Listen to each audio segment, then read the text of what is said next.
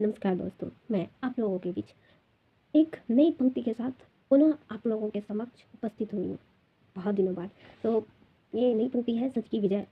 अक्सर हम कहते हैं कि सच जीता हुआ है, सच को कोई हरा नहीं सकता है, लेकिन बात कुछ और ही होती है। हाँ, बात बिल्कुल सही है, सच जीता हुआ है, लेकिन वो पारमार्थिक तल पे जीता हुआ है, व्यावहारिक तल पे तो उसे जिताना पड़ता है। ये कैसी विडंबना है।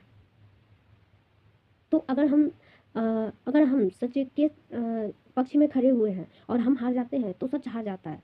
इससे बड़ा अपराध क्या हो सकता है कि सच को हम हरा देते हैं अपने क्षुद्र कामनाओं और स्वार्थ के लिए। तो कविता शुरू करते हैं। कविता है, जब हम सच के समीप हुए, भीतर और बाहर संघर्ष हुआ।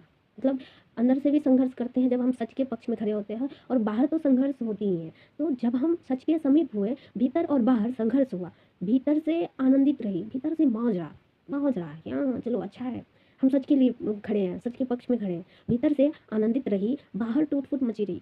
अरे मुझे ढूंढा जाने लगा कि कौन है भाई, ये कौन है जो हमारे खिलाफ खड़ा हुआ है। तो ये चीज़ें होती हैं। भीतर से आनंदित रही, बाहर टूट फूट मची रही।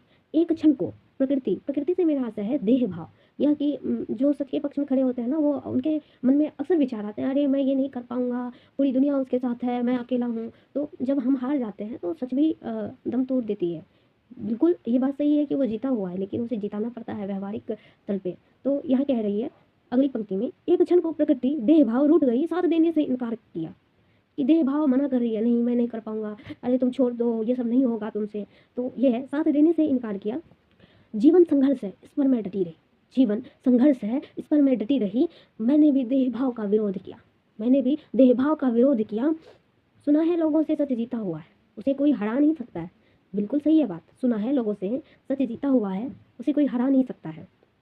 आगे प्रश्न करिए, फिर क्यों व्यवहार के स्तर पर सच बार बार हार जाता है। सोचिएगा, फिर क्यों व्यवहार के स्तर पे सच बार बार हार जाता है। बाहर तोड़फोड़ का शोर था, बाहर तोड़फोड़ का शोर था, मेरे अंदर आनंद की उजास थी। मेरे अंदर आनंद की उजास थी, इसलिए प्रकृति ने भी मेरा साथ दिया। इसलिए प्रकृति ने भी मेरा साथ दिया। मेरे हौसले बुलंद हुए, मेरे हौसले बुलंद हुए, और तब सच की विजय हुई। अगर आप डटे रहते हैं ना, तो आप जीत जाते हैं। झूठ, पता है झूठ हार सकता है, लेकिन सच क्यों हार जाता है। झूठ डटा हुआ रहता है, और सच के पक्ष में जो खड़ा होता है वो डट नहीं पाता है। डर के कारण, कामनाओं स्वार्थों के कारण बहुत सारी चीज़ें होती है जिनकी वजह से वो पीछे कदम कर लेता है। वो डट नहीं पाता है, डर जाता है, इसीलिए वो हार जाता है। तो व्यवहारिक स्तर पे सच हमेशा मैंने हारते देखा है। क्यों हारता है,